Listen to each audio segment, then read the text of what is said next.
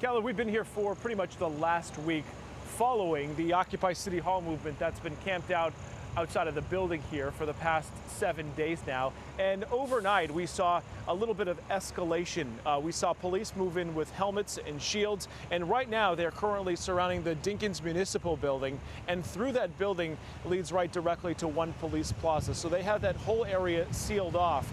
Protesters from Occupy moved across Chambers Street and are now going face to face with those police officers, taunting them as they continue their demands to defund the NYPD. Also overnight, we saw 31 Chambers Street, the Surrogates Court building, covered in graffiti, several statues that have been painted as well. That happened at some point in the overnight hours. It's unclear if that was done by protesters here, but right now they're continuing their calls for $1 billion in resources to be reallocated as the budget is due later today.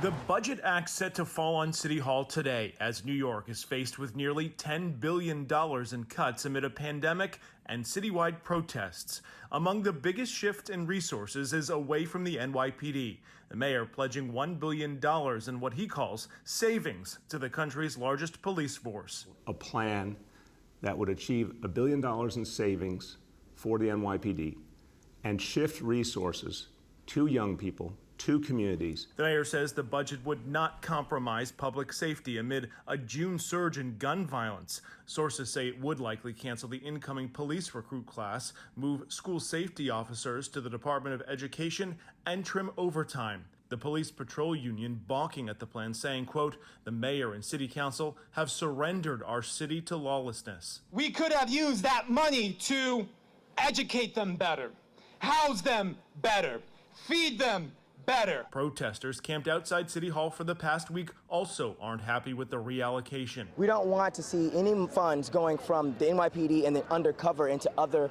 types of organizations that are functioning essentially as the same system. The budget is not expected to include layoffs, despite a previous warning 20,000 city workers would get pink slips.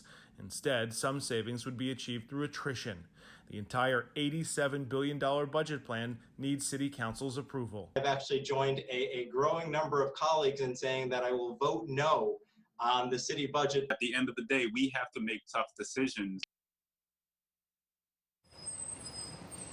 And protesters out here this morning are growing anxious because they believe that the mayor has reallocated the funds that is not sufficient enough to meet what they say would be reform within the NYPD. Ultimately, the city council has to vote on this proposal, and it's due to their desks by midnight. Reporting live in Lower Manhattan, I'm Anthony DiLorenzo, Pix 11 News.